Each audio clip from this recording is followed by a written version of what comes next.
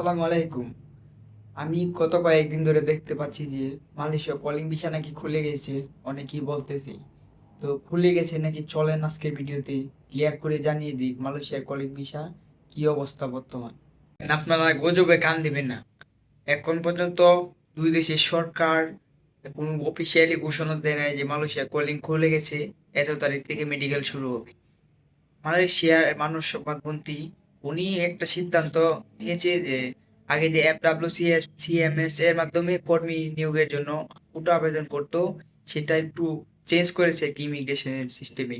তারা এখন যে কোম্পানিগুলো লোক আনবে মালয়েশিয়াতে, তারা আর ইমিগ্রেশনে গিয়ে সিরিয়াল ভাবে লাইনে দাঁড়াতে হবে না। তারা এখন FWCMS যে সিস্টেমটা আছে, এই সিস্টেমের মাধ্যমে অনলাইনে অ্যাপয়েন্টমেন্ট নিয়ে তারা আবেদন করতে পারে। কিন্তু বাংলাদেশে এটা ছড়িয়ে পড়েছে যে মালয়েশিয়া কলিং খুলে গিয়েছে। বিভিন্ন এজেন্সির লোক, বিভিন্ন দালালরা তারা এটা ছড়াচ্ছে যে খুলে গিয়েছে, মেডিকেল শুরু হয়ে যাবে আগামী মাস থেকে।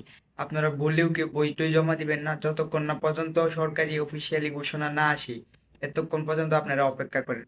কারো কাছে টাকা দিয়ে প্রতারিত হবেন না, আশা করি বুঝতে পারছেন। এটা আবেদন শুরু হয়ে গেলে কি কলিং ভিসা চালু হিসাবে? এখন অনেক সময়ের বাকি আছে, অনেক কাজ বাকি আছে।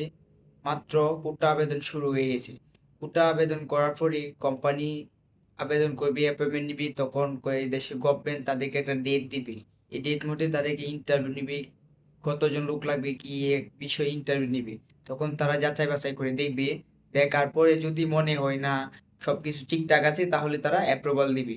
এভাবে বিভিন্ন কোম্পানিকে দিবে। তারপরে একটা সিস্টেমের মাধ্যমে তারা ভিসা চালু করবে, কর্মী আনা শুরু করবে।